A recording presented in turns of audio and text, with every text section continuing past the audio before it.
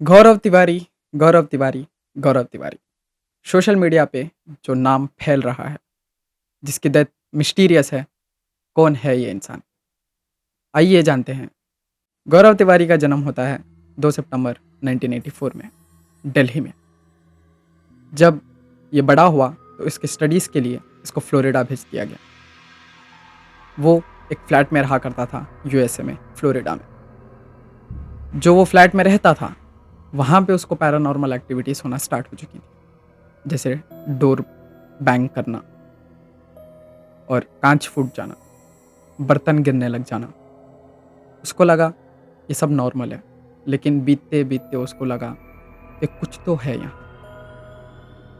फिर वहाँ के जो पैरानॉर्मल एक्टिविटीज़ करते हैं, वो उनसे जाके मिला और अपने स्टडीज़ पूरे रोक कर वो उनमें जा मिला, क्योंकि उसको ये सब एक्साइटिंग लगता था, क्यूरियस था वो इन सब चीज़ों को लेके। तो जब वो गया उनके साथ, इसमें सबसे जो इंडिया में फैल रहा है, द मॉर्ग एक्सपेरिमेंट। क्या है ये एक्सपेरिमेंट? आइए जानते हैं आर्टिकल से। तो हमारे पास काफ़ी सारे मोशन सेंसर्स हैं आज, काफ़ी सारे इलेक्ट्रोमैग्नेटिक फील्ड डिवाइस हैं। तो हम कोई भी मोशन कैप्चर कर सकते हैं, बिल्कुल। और हम काफ़ी टाइप के कैमरे भी। गौरव तिवारी का सबसे एक फेमस डायलॉग था, नॉलेज कैंसल्स फियर। इसका मतलब ये होता था कि अगर आपको उस आत्मा के बारे में इंफॉर्मेशन है, आप उसको जानते हो, पहचानते हो, तो वो आपको कुछ नहीं करेंगे। आपको उससे डरने की ज़रूरत नहीं थी। ऐसा ही एक केस था मॉर्ग का। वो अपने दोस्तों के साथ एक मॉर्ग में जाते हैं। वहाँ पे एक मॉर्चरी बेड होता है, जिसमें पहला एक इंसान होता है, उनका दोस्त, उसको लेटाया जाता है, जिसका नाम था रे। Down at the morgue, Ray's anxiety. रे पहले बैठता है और जब उसको पीछे से अंदर बंद करने को ले जाया जाता है, वो काफ़ी ज़्यादा डर जाता है। पता नहीं क्यों वो काफ़ी ज़्यादा डर जाता है और वो वहाँ से उठ के बैठ जाता है और कहता है, मेरे को डर लग रहा है, मैं नहीं जा सकता। You tell me when you're ready. I don't think I can do it, Ian. I'm sorry, I don't think I can do it. I really don't think I can do it. Okay. Honestly, I'm so sorry, I don't No, think I can don't do it. apologise. You don't need to apologise to anyone. तो अब हमारे गौरव तिवारी वहाँ पे आते हैं और वो अपना कैमरा लेके मॉर्चरी बेड पे लेटते हैं। पीछे से उनको अंदर ढकेल के वो लॉक बंद कर दिया जाता है। वो अंदर जाते हैं और क्वेश्चंस पूछते हैं। I'm feeling excited. Yeah. I've never done that. I just want to take a feel of that. Yep. Being in a mortuary. More focused on slamming the door shut. All right. Let's You- do this.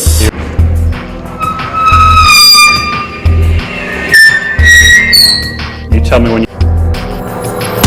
फिर वो camera लेके अंदर जाते हैं और थोड़े questions पूछते हैं। Are you here? Are you with us? कोई जवाब नहीं आता। तो वो उन चीज़ों का मजाक उड़ा देते हैं। आप इमेजिन करें, अगर आप इस एक मोर्चरी बेड में हैं और आपको अंदर ढकेल दिया गया है और लॉक कर दिया गया है। आपके राइट साइड पे बॉडीज है, डेड बॉडीज़, ऊपर डेड बॉडीज़, पैर के पास डेड बॉडीज़, नीचे डेड बॉडीज़, लेफ्ट में डेड बॉडीज़। आप डेड बॉडीज़ के बीच में हैं और गौरव तिवारी अंदर बैठ के उन सब का मजाक उड़ाता है कि यहाँ पे कुछ है नहीं, मैं यहाँ पे चिल कर सकता हूँ, मैं यहाँ पे सो भी सकता हूँ। तभी उनका कैमरा कुछ कैप्चर कर लेता है। वो उनको सुनाई नहीं देता क्या कैप्चर किया। वो वापस आते हैं और वापस आते ही अपना कैमरा खोल के देखते हैं तो वहाँ पे 2 आवाज़ें कैप्चर हुई थी। पहली एक आवाज़ थी जो शिवरिंग कर रही थी, हेल्प मी करके, और दूसरी ये कह रही थी, उसको जवाब दे रही थी, do you think they can help you? वो आवाज़ सुनते ही गौरव तिवारी इस केस को क्लोज कर देते हैं और वहाँ से चले जाते हैं। ऐसे ही काफ़ी केसेस हैं, जिसमें एक और फेमस केस है कारकरडोमा कोर्ट कॉम्प्लेक्स। उन्होंने अपना जो ये केस था वो कभी पब्लिकली नहीं किया, लेकिन जो उनकी किताब है वो किताब में उन्होंने इसका जिक्र किया है। कारकरडोमा कोर्ट कॉम्प्लेक्स जो एक कोर्ट कॉम्प्लेक्स है, ईस्ट दिल्ली में है, वहाँ के जो लॉयर्स थे और जो वहाँ के जजेस थे वो काफ़ी ज़्यादा डर गए थे। उनको इतना डर लगने लगा था कि वो लोग कोर्ट आना ही बंद कर चुके थे। क्या था इस कोर्ट में, क्यों ये लोग नहीं आना चाह रहे थे, क्या डरा रहा था इन्हें, आइए देखते हैं। उसके अंदर जितने भी जजेस, जितने भी लॉयर्स थे, उन्होंने रिपोर्ट किया कि रात को यहाँ पे कंप्यूटर्स ऑन होते हैं और अपने आप बंद होते हैं, फाइल्स नीचे गिर जाती हैं, ड्रॉर्स अपने आप खुल जाते हैं। ये सब सुनकर हमारे गौरव तिवारी वहाँ पे गए, क्योंकि इंडिया में जो सबसे फेमस था, जो अपना मन लगा के करता था, वो गौरव तिवारी था। जो लास्ट केस था मॉर्ग, उसके बाद वो सब सीख कर वापस इंडिया आ जाते हैं अपने माँ बाप के पास। सब छोड़कर यहाँ पे इंडिया में पहली बार EMF सबको दिखाते हैं कि EMF ऐसा होता है। EMF से हम लोग शैतान भी पकड़ सकते हैं, स्पिरिट्स को कैप्चर कर सकते हैं, उनसे बात कर सकते हैं। तो वो सारे चीज़ें वो लेकर वापस आते हैं और चलते हैं इस कोर्ट के पास और देखते हैं कि यहाँ पे क्या हुआ था। कोर्ट के ऐसे हालात हो चुके थे कि वहाँ पे अपने आप कंप्यूटर्स ऑन और ऑफ होने लगे थे। CCTV में ये कैप्चर्स भी हुए थे। वहाँ के लॉयर्स और जजेस काफ़ी ज़्यादा डर चुके थे। फिर गौरव तिवारी को यहाँ पे बुलाया गया। गौरव तिवारी ने वहाँ पे इन्वेस्टिगेशन स्टार्ट कर दी अपने दोस्तों के साथ। यहाँ पे जब वो इंडिया आए तो उन्होंने अपना एक ग्रुप बनाया, इंडियन पैरानॉर्मल सोसाइटी, जिसका नाम IPS में रखा गया था। वो अपने दोस्तों के साथ इन्वेस्टिगेशन करना स्टार्ट कर देते हैं। रात के 11 या 12 बजे वो वहाँ पे आते हैं और पहले बार सिक्योरिटी गार्ड से बात करते हैं और उससे पूछते हैं, क्या तुमने कभी रात में यहाँ पे कुछ देखा है? तो वहाँ का सिक्योरिटी गार्ड वो बताता है कि हाँ, मैंने देखा, यहाँ पे कंप्यूटर्स अपने आप ऑन होते हैं और ऑफ हो जाते हैं। उसने एक बार देखा था जब वो रात में कंप्यूटर की आवाज़ सुना ऑन होते हुए, तो वो अंदर आया। उसको पता था कि रात में यहाँ पे तो कोई काम ही नहीं करता। वो जाके देखा तो एक लॉयर वहाँ पे बैठा था जो कंप्यूटर पे वर्क कर रहा था। वो उससे बात करना चाह रहा था। जब वो करीब गया, वो हवा में उड़ गया। जो लॉयर था वो दिखा ही नहीं। वो काफ़ी ज़्यादा डर गया और वो सब चीज़ें इनको बताया। गौरव तिवारी ने अपनी टीम को कहा कि सब जगह कैमरास बिठा दो, सब जगह बिठाओ और इन्वेस्टिगेशन स्टार्ट करते हैं। तो वो लोग बैठते हैं वहाँ पे, कैमरा में कैप्चर होता है, फिर से कंप्यूटर्स ऑन हो रहे हैं, ऑफ हो रहे हैं, फाइल्स नीचे गिर रही हैं। यहाँ पे दिखा रहा है कि एक लॉयर ने कोई फाइल ढूंढ रहा है। वो लॉयर कुछ ढूंढ रहा है और वो अपना काम कर रहा है। अब आते हैं सबसे स्केरियस्ट पार्ट। सारे CCTV कैमरास पे जो वॉचमैन था वो नहीं दिखा। उस वॉचमैन का नाम था त्यागी। जो रात में इन लोगों से बात किया, इनको बताया, वो CCTV कैमरा में कहीं पे भी नज़र नहीं आया। वो लोग, गौरव तिवारी और इसकी टीम, ये देख के काफ़ी ज़्यादा शॉक में थे कि ये कैसे हो सकता है। वो सुबह वापस आए और उस वॉचमैन से पूछा, जो सुबह जो ड्यूटी करता है, मॉर्निंग की ड्यूटी, उस वॉचमैन से पूछा कि ये त्यागी कहाँ पे है। तो उसने बताया, कल रात उसने आत्महत्या कर ली। वो सारे शॉक में चले गए। कल ये हमसे बात किया, कल हमारे पास था, CCTV कैमरा में नज़र नहीं आया, ये कैसे हो सकता है। जो वहाँ पे आके उनकी मदद किया वो उसकी आत्मा थी। फिर गौरव तिवारी को लगने लगा कि ये आत्माएं हार्म नहीं करती, इन्हें ऐसे ही छोड़ देना चाहिए, और इस केस को उन्होंने क्लोज कर दिया। ऐसे ही काफ़ी ज़्यादा केसेस गौरव तिवारी ने संभाले। भानगढ़ फोर्ट से लेके कुलधारा विलेज तक 6000 केसेस अपने इंडियन गौरव तिवारी ने संभाली। लेकिन ऐसा क्या था जो उन्हें मार दिया? जो इंसान 6000 केसेस लड़ा, 6000 केसेस सॉल्व किया, उसकी डेथ कैसे हुई? वो भी अभी भी मिस्टीरियस। गौरव तिवारी को जिस केस में पॉपुलैरिटी मिली वो था भानगढ़ फोर्ट का। I'm going to investigate Bhangar about its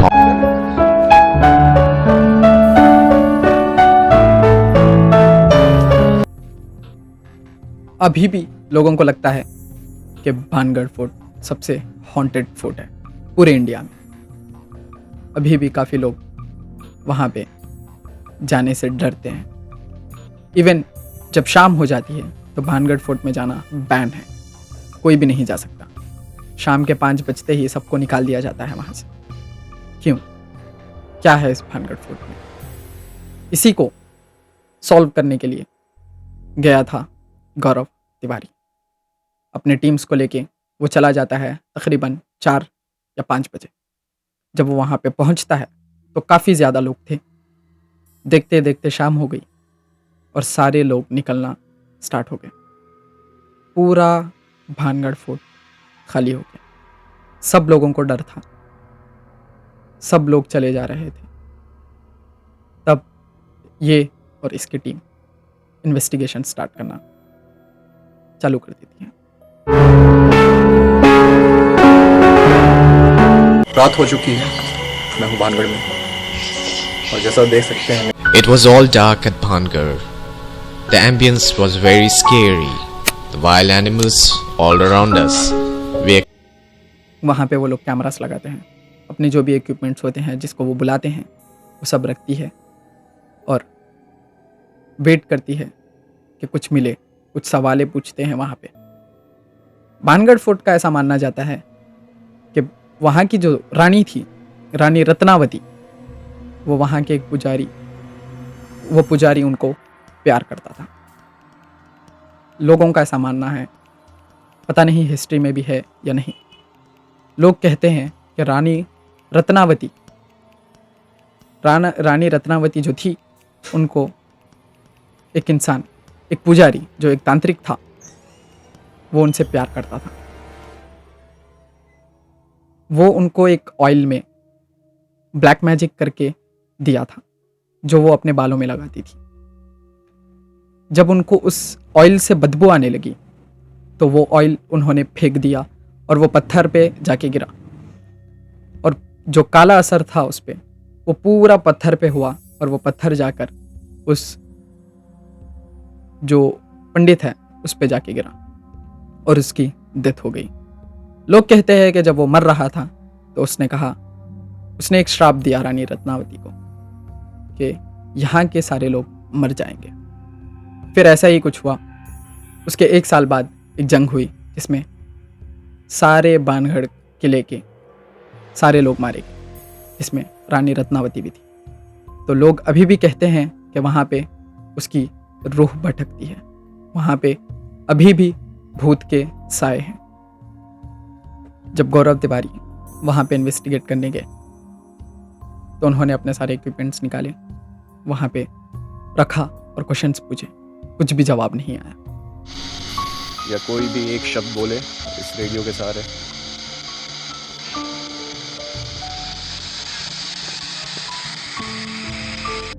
तो उन्होंने इस चीज़ का भी मजाक बना दिया।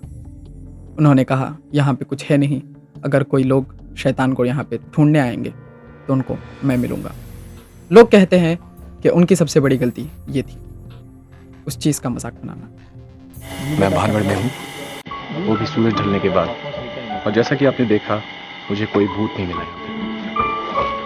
तो आप क्या मेरे साथ भूत ढूंढेंगे? यहाँ पे आपको भी नहीं मिलेगा। यहाँ पे सिर्फ लंगूर, मोर और सियार, हाइनाज और पैंथर मिलेंगे और मैं मिलूंगा, कोई भूत नहीं मिलेगा। नमस्कार। पता नहीं ये क्या हुआ, उनकी डेथ का जो है ऐसी हुई, इसी वजह से हुई, ये किसी को नहीं पता। इस चीज़ का मजाक बनाने के बाद उनको काफ़ी ज़्यादा पॉपुलैरिटी मिली। वो न्यूज़ में आने लग गए थे, उनको सब जानने लग गए थे कि गौरव तिवारी ने भानगढ़ फोर्ट में पूरी एक रात गुजारी। वो पूरी रात गुजारते हैं और वहाँ से वापस चले जाते हैं। उन्होंने उसके बाद काफ़ी ज़्यादा केसेस करे, उनको पर्सनल केसेस मिलने लगे, वो सब सॉल्व कर रहे थे। फिर एक केस आया जिसके बाद वो काफ़ी ज़्यादा डिप्रेस हो गए। लोग कहते हैं, उनके दोस्त जो वहाँ पे थे वो कहते हैं कि जब भानगढ़ फोर्ट छोड़कर वो वापस जा रहे थे तो उनको ऐसा लगने लगा कि गौरव तिवारी पोजेस्ड हो चुके हैं, उनके पीछे कुछ साया है, वो अजीब सा बिहेव करने लगे हैं। जब वापस गए तो थोड़े दिन बाद वो नॉर्मल हो गए। फिर उन्होंने केसेस सॉल्व करने स्टार्ट कर दिए थे। इसके बाद आता है सबसे डेंजरस केस, जनकपुरी का। इसी के नेक्स्ट डे गौरव तिवारी इस दुनिया को अलविदा कहती है। इस केसेस के बाद गौरव तिवारी काफ़ी डिप्रेस रहे, उनको अजीब सा लगने लगा था, वो सुकून से नहीं रह पाते थे। फिर एक कॉल आता है एक अपार्टमेंट से, वो कहते हैं कि हमारी बेटी पूरी तरह से पागल हो चुकी है, वो बहुत ज़ोर से चिल्लाती है। तो ये वहाँ पे जाते हैं अपनी टीम के साथ। जब इनकी हालत जो थी वो काफ़ी कमज़ोर थी, वो डिप्रेस रहते थे, तो उनकी टीम कहती है हम ये संभाल लेंगे, आप आराम करें। लेकिन गौरव तिवारी चलने पे मजबूर हो जाते हैं। वो कहते हैं मैं आपके साथ आऊँगा, कुछ नहीं होगा मुझे, मैं ठीक हूँ। जब वो और उनकी टीम उस अपार्टमेंट के पास जाते हैं कार लेकर, वो कार से उतरते ही अपार्टमेंट से चिल्लाने की आवाज़ें स्टार्ट हो जाती। वो लड़की ज़ोर ज़ोर से चिल्लाती। जब वो अपार्टमेंट में अंदर कदम रखते हैं तो वो और ज़ोर से चिल्लाना स्टार्ट हो जाती। वो लिफ्ट में ऊपर जाते हैं और वो डोर खोलकर अंदर जाते हैं। जैसे ही अंदर जाते हैं वो लड़की इन्हें देखकर चुप हो जाती, पूरी तरह से साइलेंट हो जाती और उनको देखकर एक स्माइल देके अपने रूम में चली जाती। ये गौरव तिवारी के लिए ऐसा कुछ नया नहीं था कि वो शॉक हो जाए। गौरव तिवारी वहाँ पे उसके पापा से बैठ के बातें करते हैं कि आपकी लड़की को हुआ क्या है, वो करती क्या है। उसके पापा सब कुछ बता देते हैं कि वो ज़ोर ज़ोर से चिल्लाती है, खाना नहीं खाती है, अगर हम उसको कुछ समझाएं, कुछ बात करें तो वो ज़ोर ज़ोर से चिल्ला के हमें बाहर भेज देती है, वो अपने आप को मारती है। ये सब सुन के गौरव तिवारी अपने लोगों से कहते हैं, टीममेट से, कैमरास लगा दो, पूरे घर में कैमरास लगा दो। उनके जो कैमरास थे वो कैमरास हर जगह लगाया जाता है, हर एक कैमरा में फ्लैश हो जाता है, कोई साया भागता हुआ, हर एक कैमरा में नहीं, हर एक कैमरा में। सबको लगा था कि वहां पे एक भूत है या फिर एक शैतान है, लेकिन हर एक कैमरा के घर के सब में कैप्चर है। ये उनको कुछ अजीब सा लगता है। गौरव तिवारी जब उस रूम के अंदर रहते हैं, जब ये बाहर हुआ था, गौरव तिवारी जब अंदर जाते हैं तो वहां से वो लड़की बोलती है, आ गया तू। गौरव तिवारी पूछते हैं, क्या तू मुझे जानती है? कौन हूं मैं? तू मुझे कैसे पहचानती है? तो वो लड़की कहती है, तुझे यहाँ की हर एक बला जानती, हर एक स्पिरिट जानती। तब वो उनको सुनाई देता है, तो वो लड़की नहीं, उनके पीछे से आवाज़ आ रही थी, गौरव तिवारी के पीछे आवाज़ आ रही थी। वो नहीं पलटते, उनको लगा कि नहीं पलटना चाहिए। वो ऐसे ही अकड़ के डर गए थे पूरी तरह। जो इंसान 6000 केसेस किया वो कभी नहीं डरा था, वो उस लड़की के आगे डर गया।